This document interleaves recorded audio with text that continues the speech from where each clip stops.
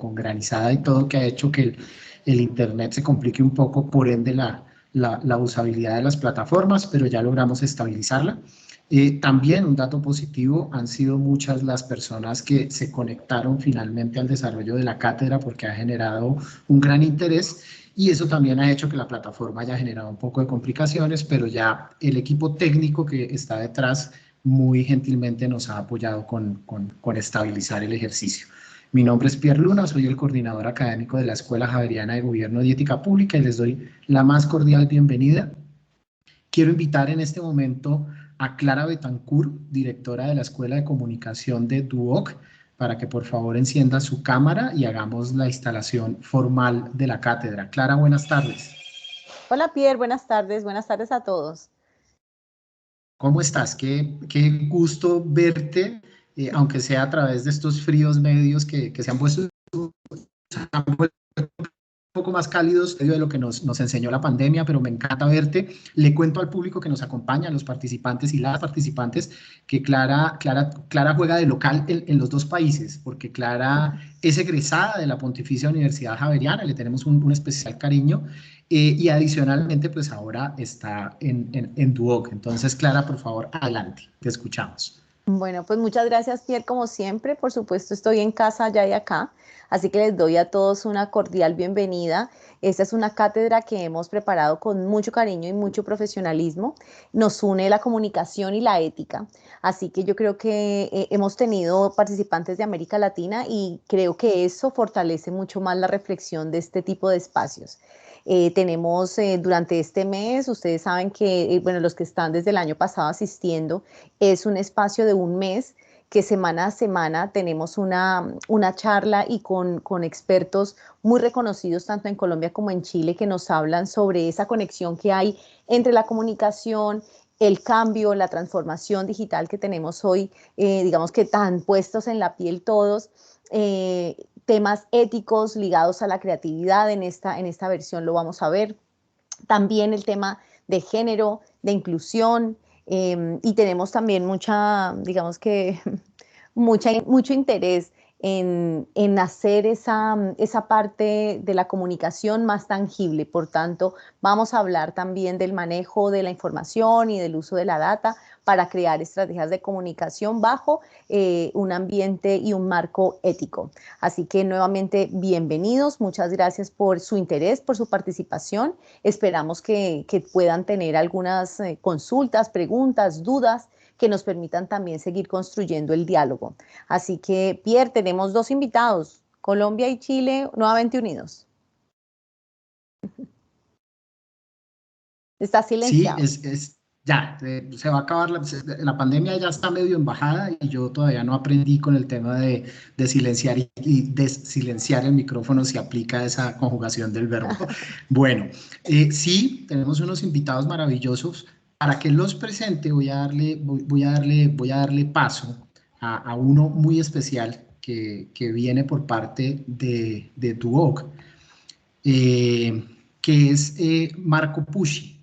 Marco es publicista de la DUOC UC, magíster en Comunicación Estratégica y Branding de la Universidad Mayor y Universidad de FEVAL, especialista en Marketing Estratégico y Branding, presenta una amplia y destacada experiencia en el mundo académico como docente y director. Actualmente es director de las carreras de Relaciones Públicas y Publicidad de DUOC UC, sede Viña del Mar.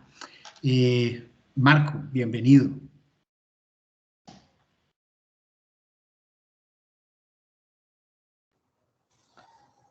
Pierre, disculpa, Marco aún está con Señor. el rol de asistente y lamentablemente no puede acceder ni a micrófono ni a cámara.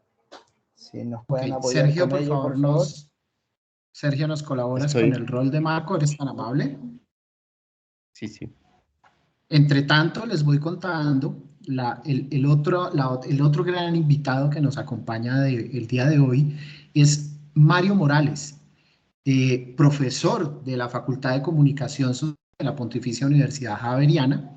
Mario es magíster en estudios literarios y especialista en medios y opinión pública de la Pontificia Universidad Javeriana. Es comunicador social y periodista, digamos, de base.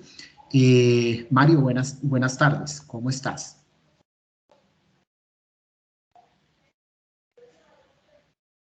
Hola Pierre, saludo cordial, hola Clara, saludo muy cordial también para Marco y para esta numerosa audiencia en todo el sur del continente, en nuestro país, y muy agradecido con las dos escuelas, con las dos instituciones y con los entes y las personas que han hecho posible este encuentro. Muchas gracias. Bueno, pues Pierre, creo yo que creo vamos a que dejar, sí.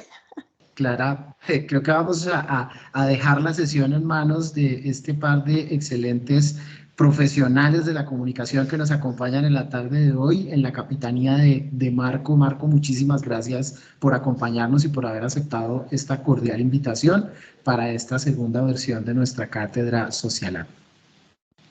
Bueno, Pierre, muchísimas gracias. Clara Betancourt, muchas Muchas gracias también gracias. por la invitación a participar de esta segunda versión de Socialat. La verdad que es un agrado poder compartir, reflexionar en conjunto respecto a los cambios que estamos viviendo hoy día en el mundo de las comunicaciones. Les quisiera pedir a quienes están a cargo del sistema a ver si me pueden dar permiso para poder compartir, porque solamente en estos momentos tengo acceso a la cámara y al audio, pero no tengo en estos momentos permiso para compartir, para poder compartirles la presentación.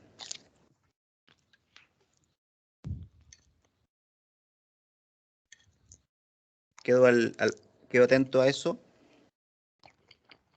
Sí, profesor Marco, dame un momento, yo estoy dando los permisos necesarios. Muchas gracias. La verdad que es un agrado estar acá. Siempre es bueno compartir experiencias y poder conversar, reflexionar, como les decía, respecto al mundo de la comunicación. No sé si en estos momentos ven mi presentación o la ven ¿se ve bien o no? Sí, ya la vemos. Perfecto. Bueno, como tenemos tiempo acotado, agradezco nuevamente la posibilidad de estar aquí. Hoy día queremos hablar un poquito de la transformación y de los cambios que estamos viviendo hoy día en todos los ámbitos de la comunicación. Ambas instituciones, tanto la Universidad Javeriana como nosotros, DuoQC, formamos comunicadores. Por lo tanto, el poder hablar de estos temas es súper importante para poder enfrentar los cambios que no solamente la industria está teniendo, sino que también la sociedad. Hoy día yo les quiero hablar un poquito de la formación y la comunicación justamente en tiempos de cambio. Mi nombre es Marco Pucci, como ya dijeron, soy director de las carreras de Publicidad y Relaciones Públicas de DuoQC sede Viña del Mar, institución DuoQC que tiene 5 sedes en Chile en donde impartimos la carrera de Publicidad, y hoy día les quiero hablar de lo que todos ustedes estamos viviendo. Periodos de incertidumbre, periodos constantes de incertidumbre. En el mundo están pasando muchas cosas, quizás nunca antes tan globalizadas ni tan unificadoras como lo estamos viviendo hoy día, con sobreinformación, con procesos de transformación política, desestabilizaciones políticas, cambios climáticos, pandemias, auges de la interconexión a través de dispositivos móviles. Por lo tanto, estamos enfrentando como sociedad globalizada terrenos bastante inhóspitos. En ese sentido, quiero partir hablando respecto a que quizás estamos viviendo un tiempo de transformación también en la forma en que estamos viendo el mundo. Probablemente todos ustedes ubican el modelo VUCA, este modelo que en la década de los 80, ya casi con 40 años, nace para poder entender un poquito el mundo complejo que la sociedad empieza a vivir, quizá una sociedad en ese tiempo no tan globalizada como lo estamos viviendo hoy día, pero que efectivamente a través de diversos cambios se trata de entender un mundo complejo a través de 4 variables: la volatilidad, la incerteza, la complejidad y la ambigüedad. Este modelo VUCA, que nos trata de relatar un mundo complejo para esta toma de decisiones en la gestión, esta búsqueda de descripción de un mundo para poder tomar decisiones de gestión en todo sentido y obviamente incluyendo la comunicación, en este último tiempo, en estos últimos años, ya no son décadas, son años, empieza a tener distintas consideraciones que es importante tomar en cuenta. La primera de ellas tiene que ver con que están existiendo más fuertemente conflictos, agitación política, agitación social, odiosidades incluso. Todos hemos escuchado hablar de los haters, ¿cierto?, que están presentes fuertemente en redes sociales. Y empieza algo a distinguirse de este modelo VUCA, que es cómo afloran los sentimientos, las emocionalidades de las personas y las empieza a transformar en protagonistas de cambio. Estos 4 elementos, los conflictos, la agitación, la odiosidad y los sentimientos, empiezan a transformar, o mejor dicho, empiezan a hacer que este modelo VUCA que conocemos, insisto, voy a retroceder, volátil, la incerteza, la complejidad y la ambigüedad, este mundo complejo que había que desentrañar desde la década de los 80, hoy día lo empezamos a transformar en un modelo Bani.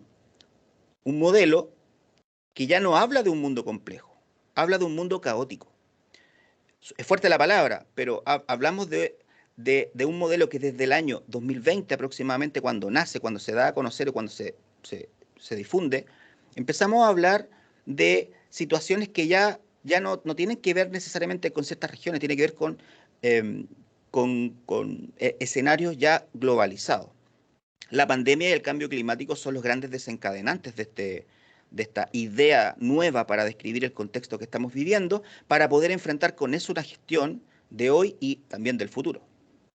Quiero hablar un poquito de este modelo Bani.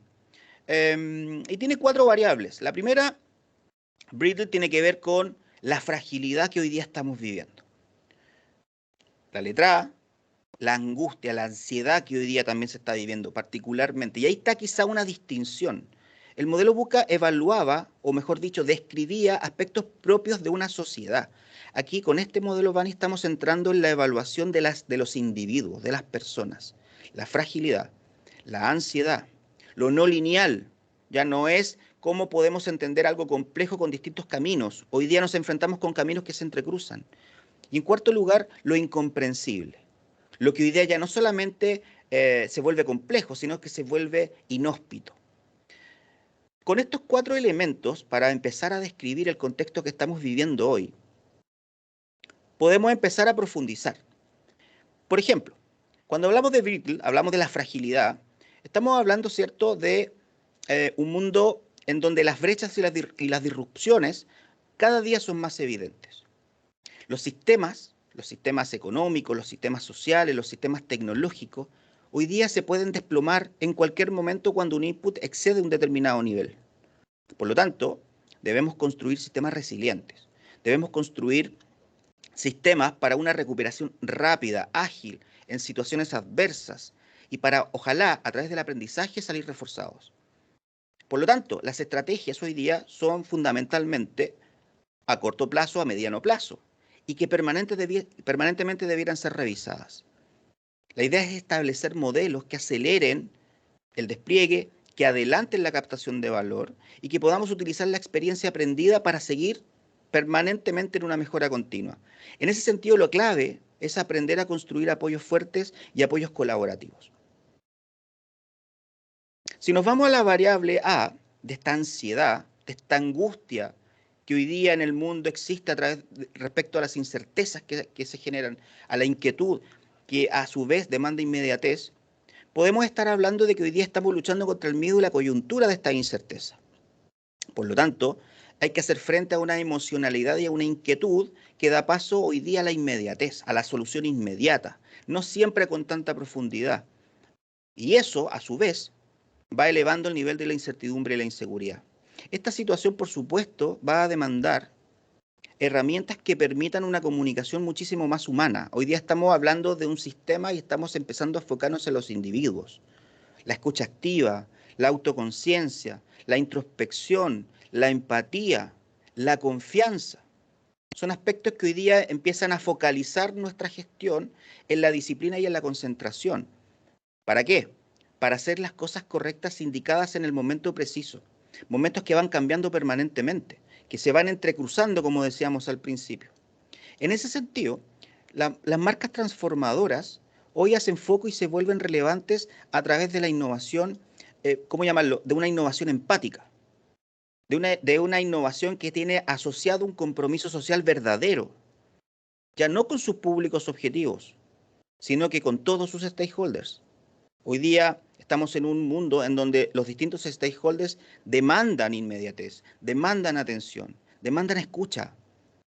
Hoy día, ya lo vamos a ver más adelante, el análisis de datos no basta. Hoy día la profundidad, la calidad de la escucha es muy importante hoy día para poder hacer frente a estos estados emocionales y a estas conexiones que a veces causan diversas reacciones, diversas consecuencias. Si nos vamos a lo no lineal, es interesante porque hoy día no siempre la causa va de la mano del efecto. Por lo tanto, esto nos lleva a un escenario que ya no es complejo, sino que es desconocido. Esto desconocido se refiere básicamente a que podemos tener pequeños hechos que terminen desencadenando grandes consecuencias. La desproporcionalidad hoy día está más presente que nunca. Por lo tanto, debemos entonces tener un sentido constante de urgencia, aceptar la transformación, ser protagonistas del cambio, aprender a leer los escenarios para comprender el contexto en el cual estamos viviendo. ¿Para qué? Para adaptarnos. La adaptación hoy día juega un rol fundamental. Si lo llevamos un poco al terreno de las marcas y de la comunicación, podríamos decir que el storytelling hoy día está por sobre el storytelling. La acción concreta hoy día sobrepasa el simple relato de lo que decimos que somos, sino que de lo que efectivamente estamos haciendo como marcas, como comunicación. Y la I, de incomprensión, tiene que ver con lo ambiguo. Y ante lo ambiguo, la intuición se vuelve necesaria para su comprensión y el entendimiento. Pero ya no es la ambigüedad por sí sola, como quizá el VUCA lo reflejaba de mejor manera. Hoy día es una ambigüedad extrema, a través de hechos que se escapan a los patrones habituales. Por lo tanto, en ese sentido, en comunicaciones debiéramos actuar con transparencia, con intuición, como dije anteriormente, leyendo más allá de los datos y, fundamental, trabajar fuertemente de manera colaborativa. Entonces, este modelo Bani se puede hoy día empezar a visualizar. Yo les traigo hoy día 2 casos para poder más o menos dar sentido a este nuevo modelo de descripción del contexto que estamos viviendo como sociedad. Insisto, sociedad globalizada fundamentalmente. Netflix trabaja fuertemente su cultura organizacional, promoviendo la libertad y la autonomía de sus colaboradores, pero fundamentalmente trabajando la innovación empática. No la innovación por la innovación, ni la innovación desde su servicio, sino que una innovación empática centrada en las personas y donde fundamentalmente su comunicación interna, su gestión interna, se centra en, ahí lo puse en comillas, vamos a intentarlo. ¿Por qué no? Rompiendo las presiones restrictivas permanentes que muchas veces las corporaciones tienen, ese mindset inflexible que muchas veces las estructuras nos entregan. Netflix es un ejemplo concreto que internamente trabaja el poder romper y el poder permanentemente comunicar de manera líquida. Ya la comunicación, hablamos de los stakeholders, no solamente se centra en el usuario o en el consumidor final, se centra en las personas. Y cuando se centra en las personas, estamos hablando de todos los stakeholders. El segundo caso se los quiero mostrar en un video y tiene que ver con una marca internacional que supo enfrentar este contexto Bani para poder de alguna manera dar cuenta de su storytelling por sobre su storytelling. Espero que se escuche bien. Si no se escucha, por favor, les pido que me avisen para poder hacer los arreglos respectivos.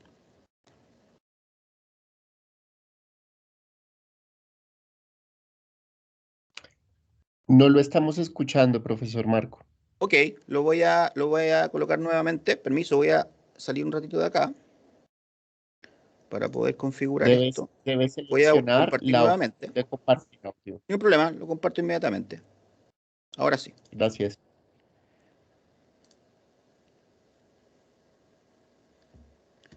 No sé si lo están viendo. ¿Ahí sí? Ahora lo vemos, todavía no escuchamos. En marzo muchos bares tuvimos que cerrar de forma forzosa por la cuarentena obligatoria que se extendió durante muchos meses. Al principio nos costaba un poquito discernir a ver si esto se iba a tratar de algo de 15 días, de un mes, o de 8 como terminó pasando. No esperábamos que llegue acá, ¿viste? Te tira totalmente abajo. Con anterioridad, Heineken estuvo invirtiendo en vía pública y bueno, en este momento está derivando ese presupuesto para ayudar a mi bar en este caso.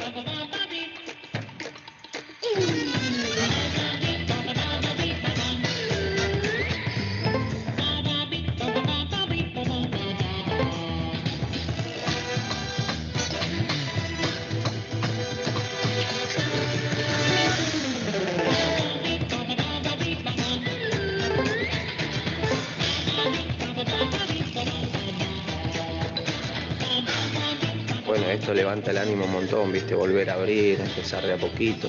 Es como empezar de cero.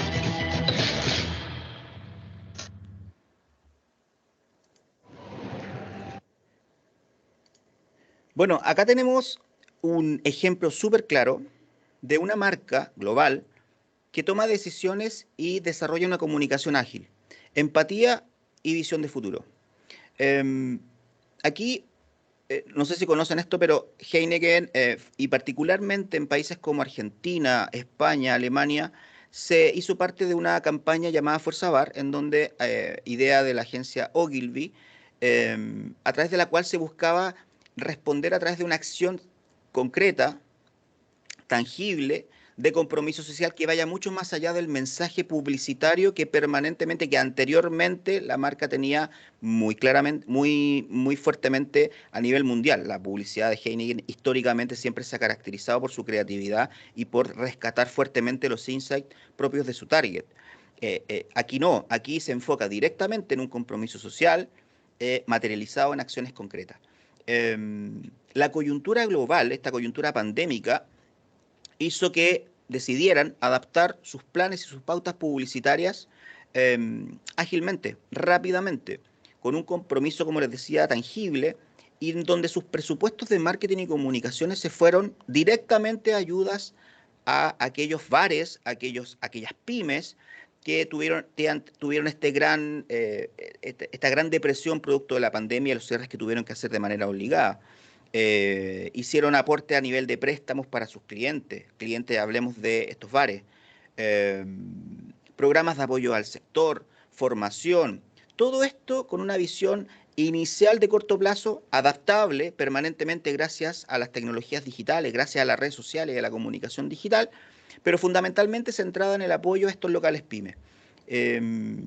Aquí hay una gran capacidad de adaptación y una lectura ágil del entorno cambiante que se viene enfrentando desde el 2020 fuertemente estos 2 años. Incluso marcas de la categoría también se unen a esta campaña Fuerza Bar en conjunto con Heineken y también se hacen parte de este apoyo directamente. Las marcas hoy día están tomando postura, las marcas hoy día se están transformando en marcas ciudadanas que también, porque son marcas que participan del entorno social. Una marca es un ente social y por lo tanto hay una responsabilidad que conlleva eso. Ahora, me gustaría también presentarles desde la perspectiva que les estaba hablando de cómo hemos evolucionado de un modelo VUCA desde la complejidad a lo caótico, ¿cierto? A lo caótico que enfrentamos hoy día en el mundo de las comunicaciones y cómo hoy día las marcas también se han ido adaptando rápida y genuinamente a esto. Quiero presentarles desde la perspectiva de la formación. Y no puedo dejar de hablar de mi casa de estudio, de DuoQC y de nuestra escuela de comunicación, de cómo nos estamos adaptando a este nuevo contexto para la formación de los técnicos y profesionales. Y son básicamente 3 pilares que quisiera compartir con ustedes. El primero es a través de una formación significativa para adaptarse a los cambios. Una formación significativa tiene que ver con que no solamente es una transmisión de conocimiento, sino que es también una formación integral y que se enfoque directamente en el estudiante, centrándose en el estudiante en su individualidad. Ya vamos a hablar un poquito de eso. Segundo, entendiendo que las estrategias a largo plazo ya no tienen sentido por sí solas. Hoy día, como lo vimos anteriormente, tenemos que tener la capacidad de adaptarnos ágilmente a las situaciones y a los contextos que se están viviendo a nivel de esta sociedad globalizada.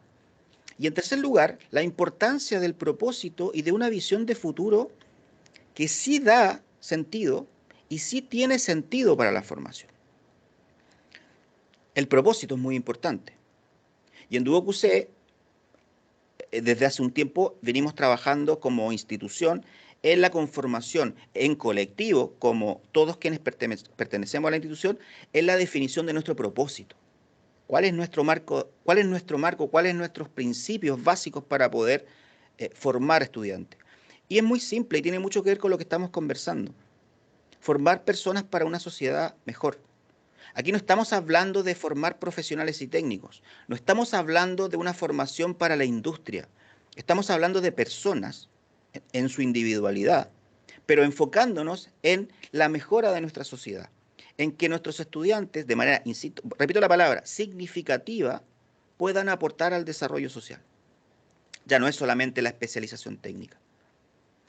Y en ese aspecto, esta idea de adaptarnos a los cambios, que forma parte de esta idea y que tiene que ver directamente con lo que veníamos conversando del principio, sigue manteniendo el objetivo en nuestro modelo por competencias de formar profesionales competentes. Ese modelo por competencias que se centra sus pilares en los conocimientos, las habilidades y las actitudes, enfocándonos en un perfil profesional homogéneo y uniforme, pero además enfatizando este último tiempo las capacidades que cada uno de nuestros estudiantes posee. Esas capacidades que hoy día se distinguen en sus valores, en los que ellos vienen en su historia, en esta formación para la vida, que ya no es solamente la primaria, la secundaria, la universidad, la educación superior, sino que es una formación constante y permanente a lo largo de la vida, en donde el foco, además del perfil profesional, que ya forma parte de este enfoque por competencias, hoy día agrega la importancia de la identidad profesional. Una identidad profesional diversa, singular, propia de un individuo. Por lo tanto, esta formación basada en competencias para poder presentar a la industria, presentar a la sociedad profesionales competentes, hoy día hace foco en un perfil profesional y en la singularidad de nuestros estudiantes, que van, insisto, conformando en su camino, en su formación para la vida, una identidad profesional. Pero en este camino hay un actor clave, y ese actor clave son los profesores, son los docentes, que al igual que todos, han ido adaptándose a esta nueva realidad, han ido adaptándose intensivamente a esta nueva realidad, y se transforma en un líder. No es solamente un transmisor de conocimientos, es un líder. Y yo aquí quiero rescatar una frase que encontré por ahí, donde dice: el líder que no sepa escuchar pronto tendrá colaboradores que no tengan nada que decir. Pero si lo llevamos al terreno de la formación, podemos estar hablando de que el líder pedagógico, el docente o la docente, que no sepa escuchar, pronto tendrá estudiantes que no tengan nada que decir.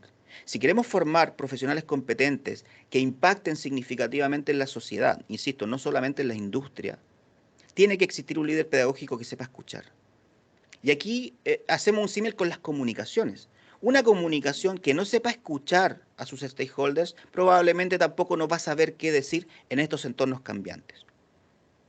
Para finalizar, quiero rescatar algunos desafíos que enfrenta la gestión de comunicación y la gestión en la formación de nuevos profesionales para la comunicación. La primera, la importancia que tiene la formación de una comunicación más humana, una comunicación que entienda, que sepa leer las emociones, las expectativas, la realidad de las personas.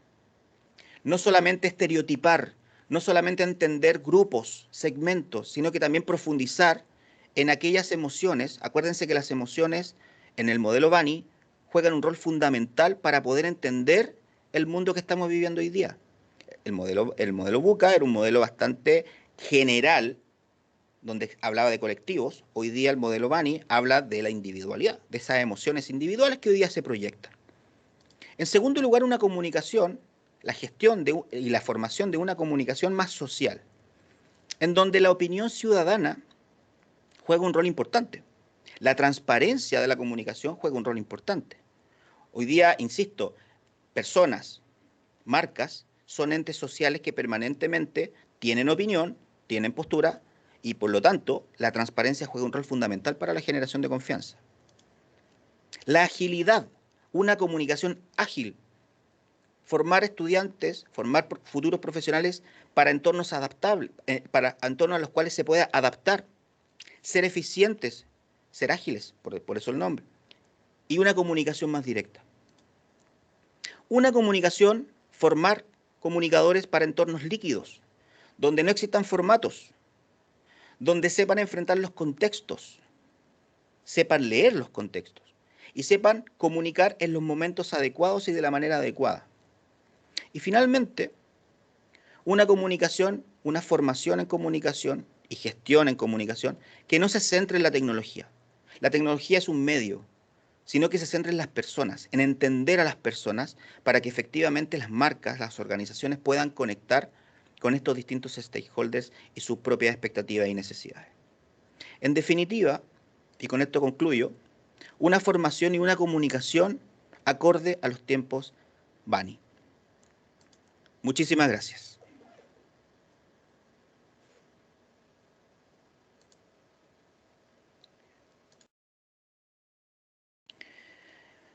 Bien, acabamos les acabo de hacer una introducción, un contexto general centrado en lo que estamos viviendo como sociedad global y al mismo tiempo cómo nuestras instituciones también enfrentan esto para poder formar profesionales, para poder enfrentar la gestión de la comunicación en los tiempos que vivimos y poder comprender de alguna u otra forma esta nueva realidad, poder comprender por qué hoy día lo vertiginoso no tiene que ver con la rapidez.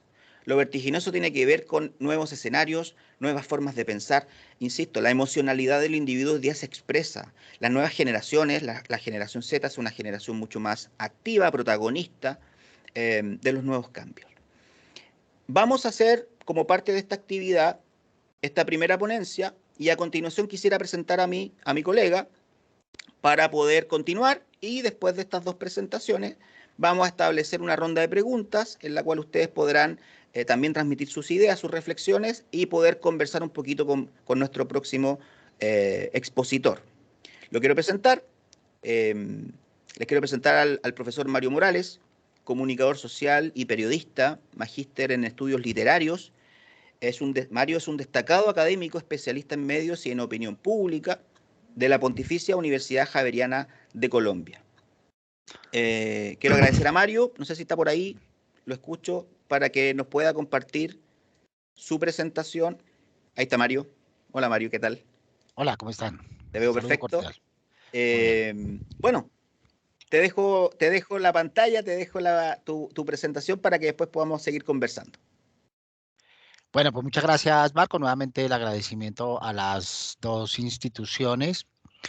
Y justo como tú mencionabas, este contexto que planteas es absolutamente propicio en la idea de tratar de entender y de profundizar en las incidencias que esa transformación y la forma de abordarla tiene en lo que respecta a medios de comunicación, a periodismo y a audiencias, que es un poco los tres ámbitos a los cuales nos referiremos en estos próximos minutos.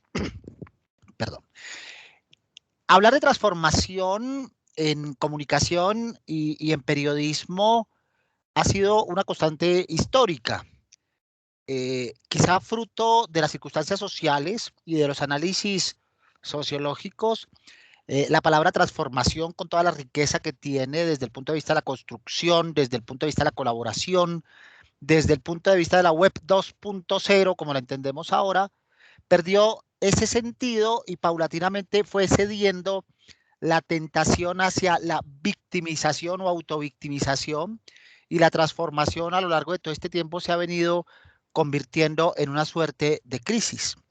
De tal manera que es muy usual hoy en todos los ámbitos, en la academia, en los medios, entre las audiencias, entre las empresas, en los ámbitos publicitarios y de sostenibilidad, hablar de crisis de los medios de comunicación, de crisis del periodismo, de crisis de las audiencias, y al enfocarlo por ese lado, partiendo un poco de esta dicotomía que planteaba Humberto Eco entre apocalípticos o integrados, es decir, una crisis que constituye una amenaza, que constituye un riesgo, que constituye una espada de Damocles que finalmente va a dar al traste con las posibilidades de los medios de comunicación y particularmente con el periodismo. Al asumirlo desde esa perspectiva, estamos muy al estilo francés, partiendo el mundo en dos, entendiendo que los medios de comunicación tradicionales son las víctimas y los nuevos medios, los cambios, la evolución son la amenaza, son el advenedizo, y por eso durante 20 años largos en comunicación y en comunicación digital y en comunicación política digital, siempre ensamblamos el problema como una lucha de contrarios, como una tesis y una antítesis necesariamente enfrentados, en los cuales tiene que haber un ganador, como si se tratara de una pelea de boxeo o de un partido de fútbol, para citar la actividad continental que hoy concita la atención en esta parte del planeta. Entonces, derivar la transformación, el necesario cambio, la necesaria adaptación, el necesario progreso hacia la crisis y ponerla como sinónimo, parte de tajo la posibilidad de concebir la construcción de los medios, la construcción del periodismo, la construcción de la opinión pública, incluso como un proceso de colaboración, como un proceso de co-construcción. Entonces, al arrancar quisiera derivar un poco la conversación hacia la forma de abordar lo que estamos viviendo. Tanto la comunicación como el periodismo surgieron, entre otras cosas, para narrar, para contar, para explicar y para darle salidas a las crisis sociales en lo que toca con su propio ámbito. Luego, la crisis, entendida así, como esa disrupción frente al cambio, es connatural con los medios de comunicación. El proceso de adaptación en el cual estamos ahora, y llevamos ya 15 años en ese proceso en medio de amenazas apocalípticas, como decía, paulatinamente viene demostrando la posibilidad de concebir la forma de pararse frente a la disrupción, muy particularmente a la disrupción tecnológica, que suele ser el coco, que suele ser el enemigo gratuito, el lobo feroz al cual sometemos todas las dudas, todos los problemas y todas las circunstancias que tienen que ver con los medios de comunicación. Y habitualmente entonces nos invitan a hablar de crisis en relación con la sostenibilidad, en crisis en relación con los públicos, con las audiencias, con los usuarios, con las personas, como bien se señalaba previamente, o en relación con la sintonía o el consumo de contenidos. Y pensar que la crisis en sentido amplio de los medios de comunicación y del periodismo es de sostenibilidad, es desconocer el derrotero de los medios que han sabido sobrevivir con base en una adecuada adaptación, con los medios que han emergido y con los medios que conservan la posibilidad de supervivencia. Se suele citar muy particularmente al New York Times como un ejemplo de lo que significa esa capacidad de resiliencia en la perspectiva adaptativa para enfrentar la transformación. A propósito, el New York Times, perdón, está cumpliendo sus primeros 170 años. Y si uno mira la historia del New York Times, son 170 años de crisis, según la versión apocalíptica, o 170 años de transformación, según la visión integrada de co-construcción. Y hoy el New York Times es un ejemplo de saber adaptarse un poco en los modelos que se presentaban en la ponencia anterior, en la idea de encontrarle salidas a los retos que ofrecen los cambios y las disrupciones. Dirán todos, pero es el New York Times. Claro, el New York Times no llegó a ser New York Times por obra y gracia o por arte de Birli Birloque, sino que lo logró con base en esos 170 años de historia. Entonces, entrados en esta materia de concebir que lo que estamos viviendo fundamentalmente es transformación y que la crisis no las están viviendo ni los campos, ni la comunicación, ni los medios, ni el periodismo, ni las audiencias en sentido amplio, sino la particularización, la concreción de esos medios en empresas, la concreción de esos aspectos periodísticos concebidos como empresas que no se han sabido adaptar adecuadamente a esa transformación, que no iniciaron el cambio o que iniciaron un cambio taimado, mentiroso, simulado, maquillado o inconcluso, que los tiene enmascarados utilizando estrategias, tecnologías, formatos y narrativas que corresponden a los denominados nuevos medios en la concepción inicial y tradicional de la comunicación y del periodismo en relación con sus audiencias. A eso lo podríamos llamar perfectamente, como se cita en la escritura, como vino nuevo en odres viejos, ¿verdad? Entonces, en esa perspectiva de adaptación, pues por supuesto que ha habido tensiones y sigue habiendo tensiones fuertes en relación con la desinformación, pero la desinformación también ha sido una constante en la comunicación. Solemos decir con algo de sarcasmo que la desinformación tuvo su origen en el paraíso terrenal. De otra manera, el consumo de manzanas no hubiese sido tan eficiente a lo largo de la historia, con todo lo que quiera significar el consumo de manzanas en el paraíso terrenal. Así que la desinformación ha sido connatural a los procesos de comunicación, interrelación entre seres humanos. Pero además asociada a otras actividades que tienen que ver, que tocan a veces de manera convergente o que marchan de manera paralela a los medios de comunicación, como con lo que tiene que ver con el activismo particularmente, o con la emergencia de nuevas voces, a veces descalificadas o miradas con desprecio, porque no tienen la connotación formal, occidental y vertical de medios de comunicación. Como decía Pierre Lévy, el filósofo francés, lo que han logrado los nuevos medios, más que nuevos medios y más que nuevos periodistas, lo que ha logrado esta disrupción, esta transformación, es horizontalizar ese muñeco, como lo llama Pierre Lévy, que tradicionalmente era vertical, lo que él llama el universal totalizante, el que una voz determinaba, en el que una voz hablaba y los demás escuchaban. Para horizontalizarlo, decíamos, en una formación reticular en las que todos hablan y todos escuchan, el regreso a la aldea global que cita Lévy, que ya conocemos en el caso de Marshall McLuhan. Hoy lo que tenemos, al decir de Pierre Lévy, en ese sentido, es un universal, que es la solicitud de la posibilidad de hablar, la libertad de expresión, la opinión pública diseminada, no estructurada, no verticalizada, pero sin totalizante. Y ese es un poco el gran dilema de los medios de comunicación, que durante décadas y quizá durante siglos, como diría Hegel, se acostumbraron a este universal con totalizante.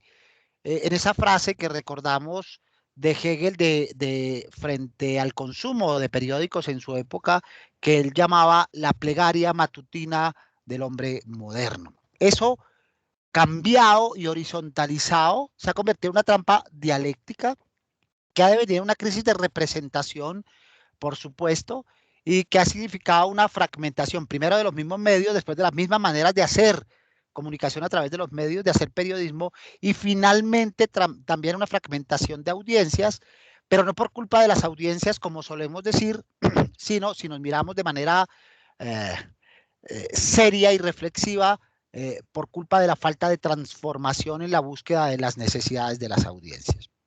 Quizá, como se cita en América Latina, uno de los grandes aportes de este proceso de transformación de la cibercultura ha consistido en que por fin estamos conociendo a las audiencias.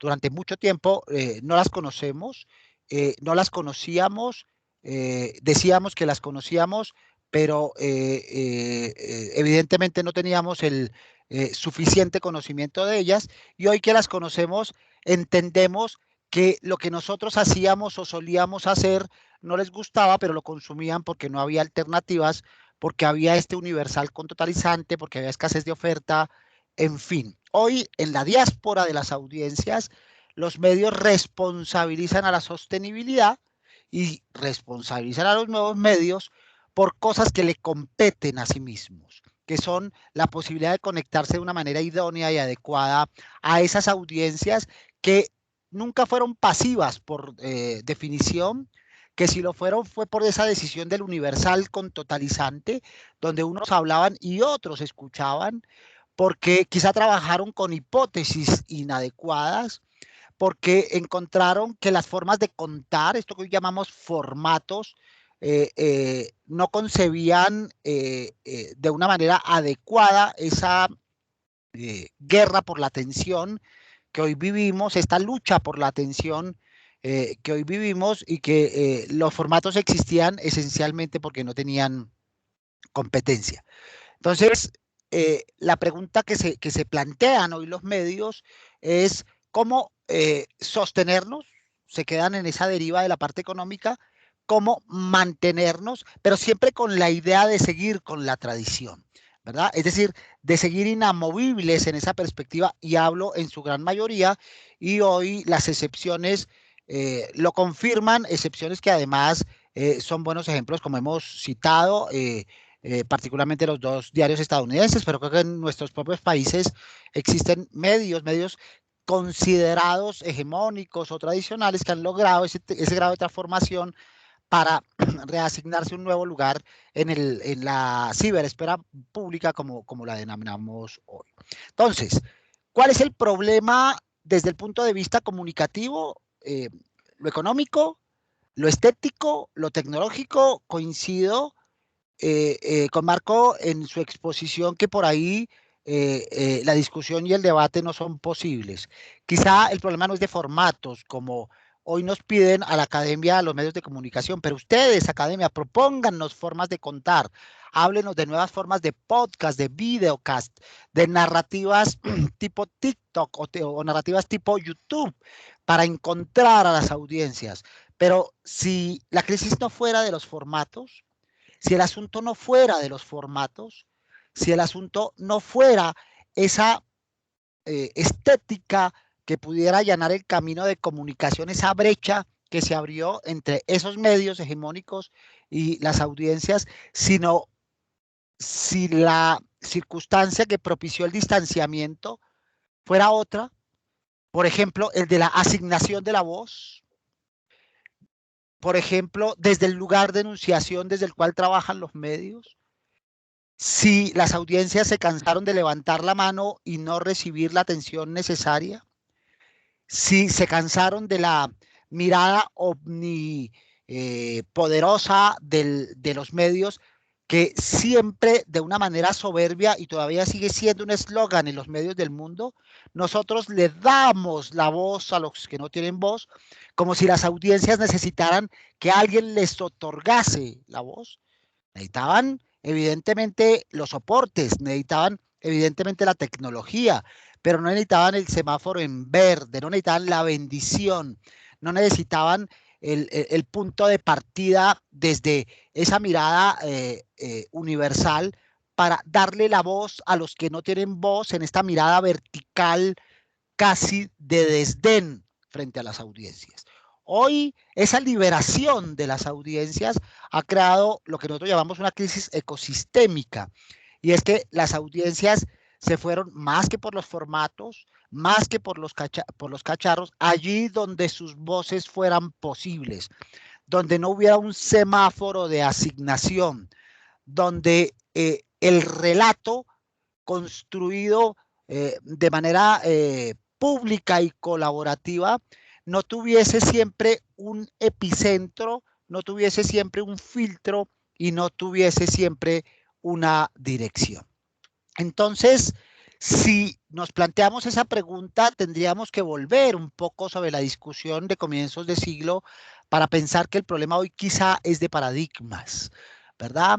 Este paradigma de las voces del poder y el poder y sus voces asociados a medios de comunicación, donde los poderosos financian, donde los poderosos hablan, donde los poderosos deciden y donde los poderosos dan la voz o dicen que le dan la voz por fragmentos de segundos en la televisión, por momentos o llamadas en la radio o por textos pequeños en la prensa.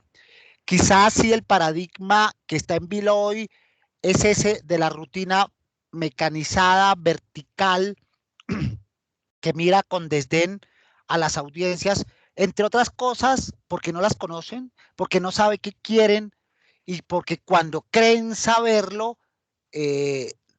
no saben abordar la manera de encontrarlas, de integrarlas en esa propia narrativa.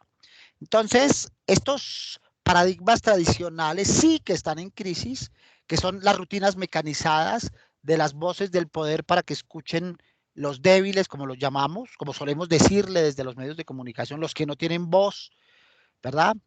Los desarrapados que no tienen el poder de contar y a cuyas instancias nunca llega ese lugar de enunciación del cual hablamos.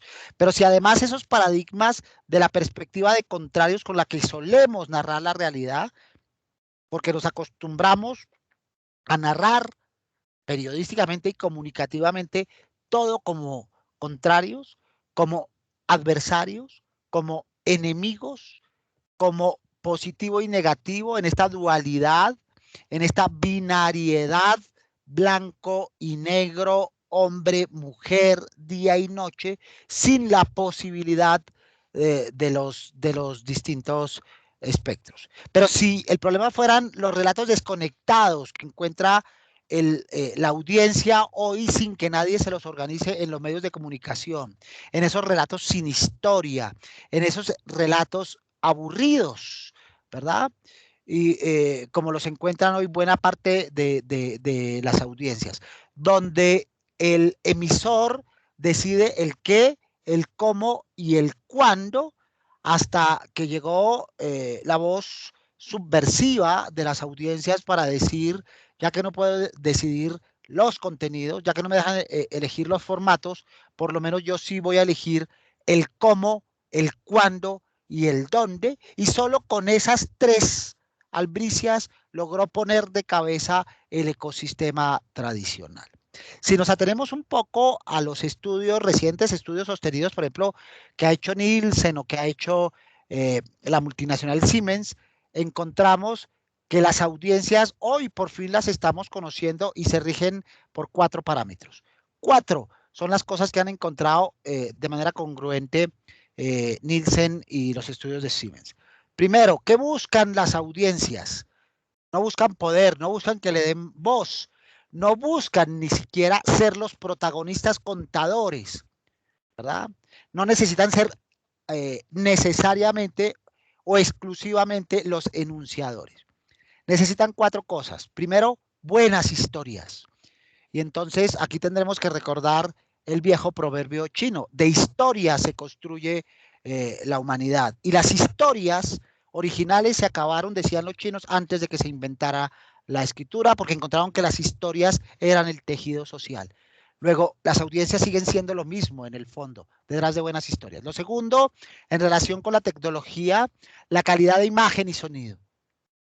¿Qué buscan las audiencias hoy? Buena imagen y buen sonido.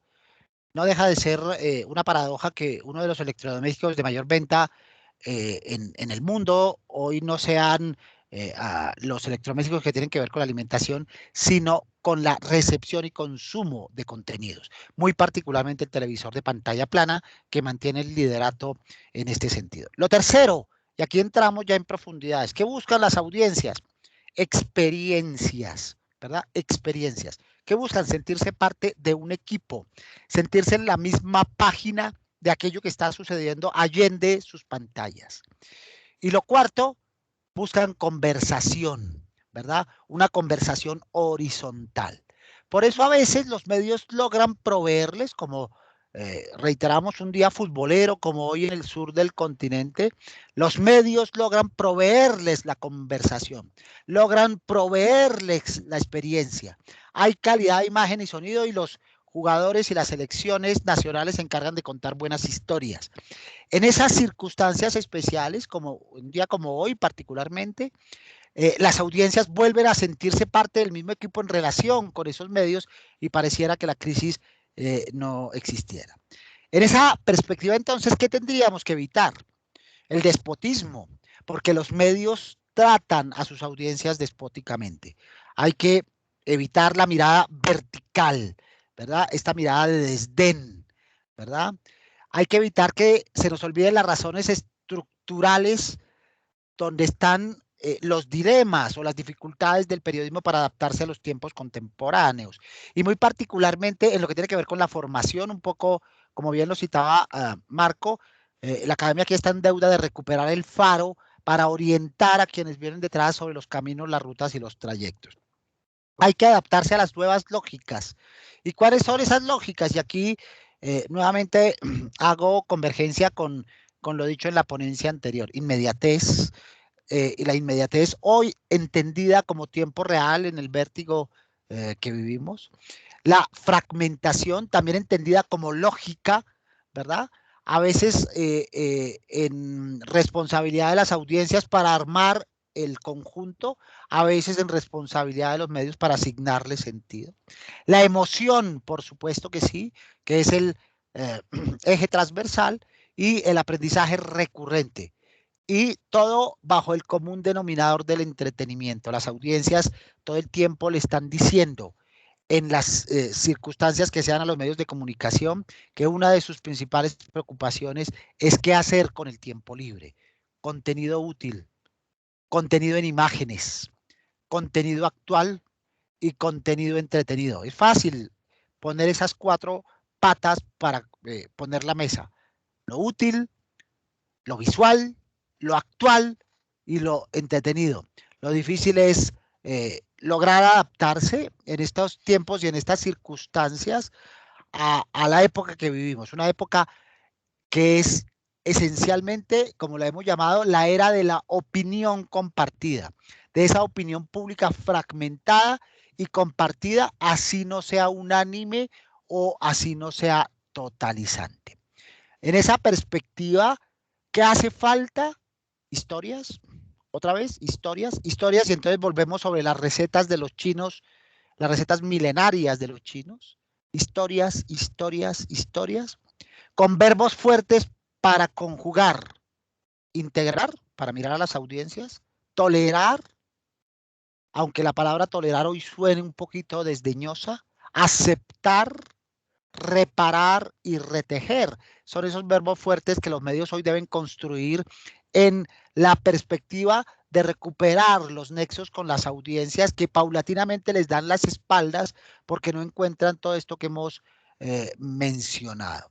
Entonces, en esa perspectiva, los medios tienen una responsabilidad gigantesca para construir consensos y disensos, para generar ambiente social, ambiente ideológico, ambiente político, ambiente social, para reconstruir memoria y muy esencialmente en 2 aspectos y que tocan muy particularmente a América Latina, y es en la recuperación de la autoestima como nación, como país, lejos de sentimientos patrioteros o xenófobos, de la autoestima por lo que somos, por la identidad, por la tradición, y el optimismo en busca de alternativas que permitan nuevas circunstancias. Y cierro con unas pequeñas propuestas sobre las tendencias de este 2021.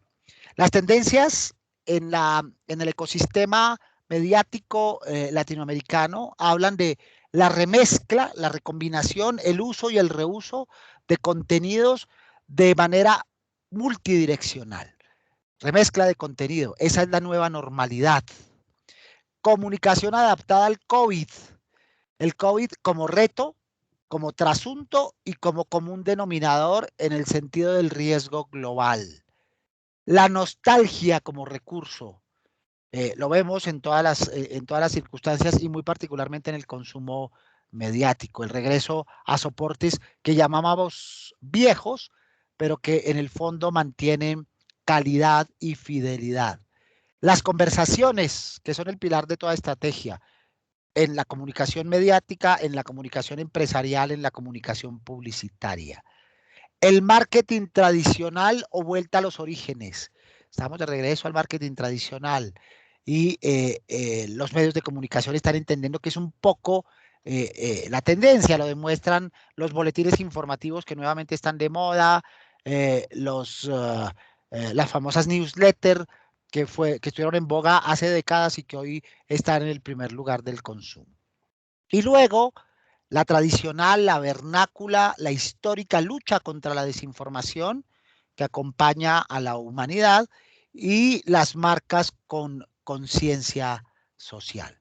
Entonces, el camino a trasegar es este de pensar las audiencias como usuarios, los medios ya no como escenarios, lugares, sino como contenidos, ya no los soportes, sino las voces y los lugares de enunciación, ya no la periodicidad, sino el tiempo real, ya no la escasez que generaba especulación, sino la abundancia, ya no la intermediación obligatoria, sino la desintermediación a veces por cansancio, por abulia, por saturación o por falta de interés.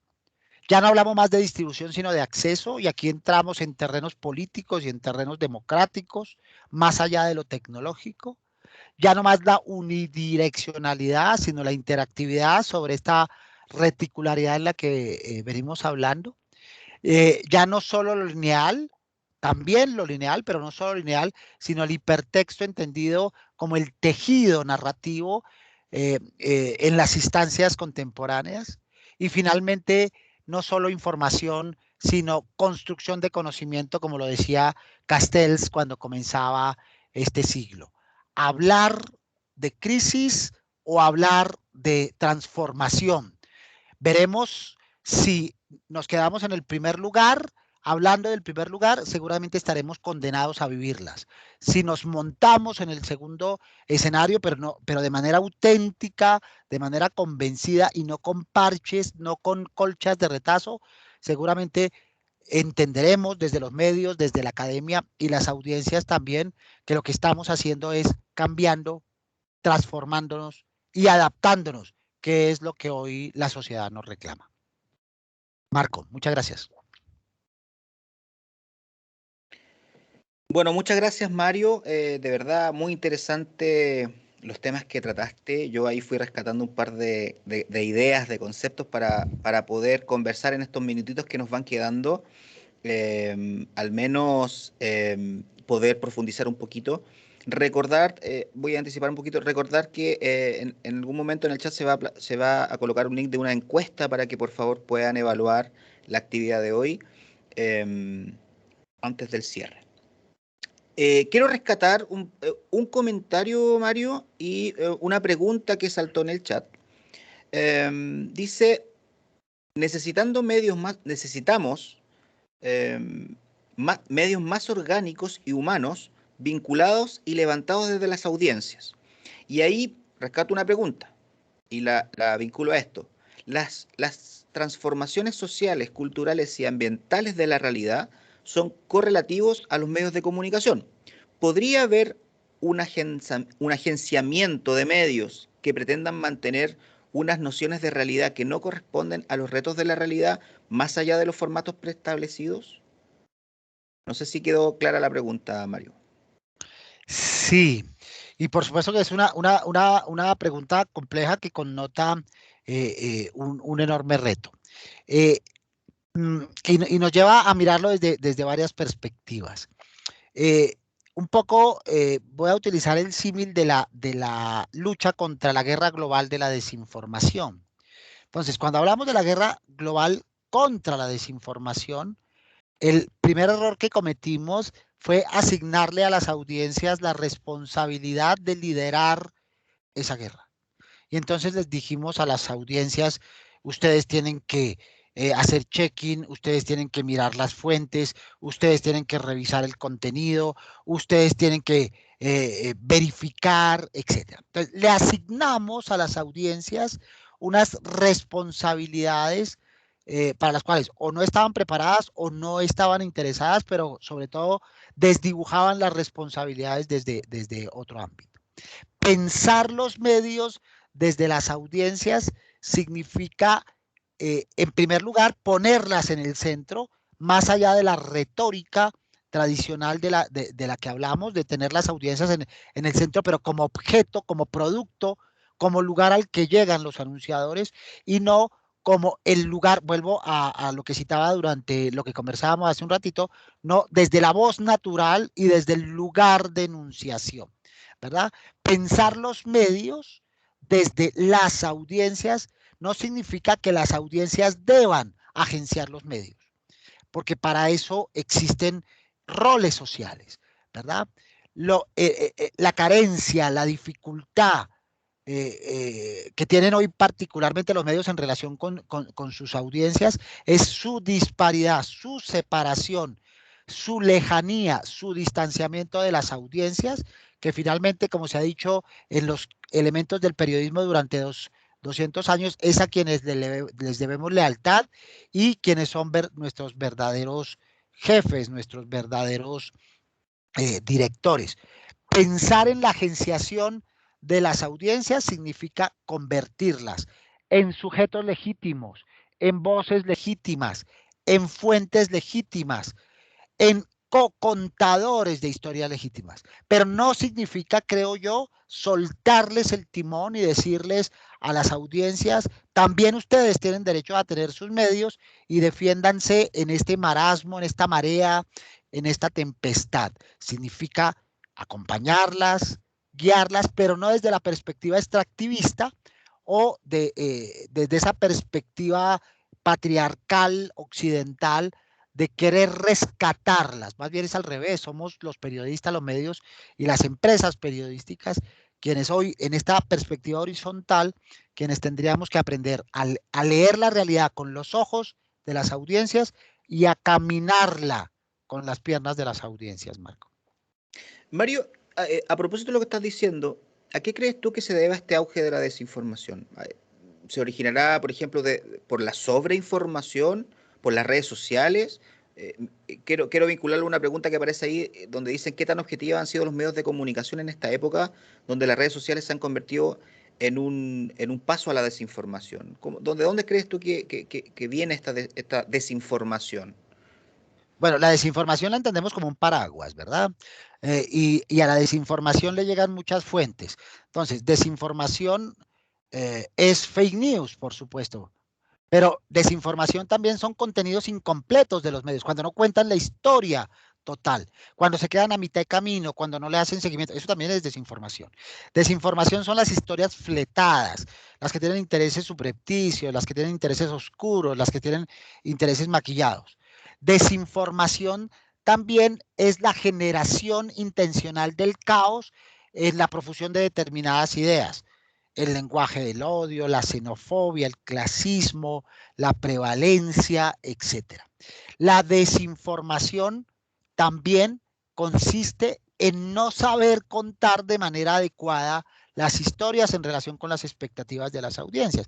Luego, al sumar todos esos aspectos que han generado esta tempestad y esta atmósfera contaminada, vemos que hay factores intencionales, por supuesto que sí.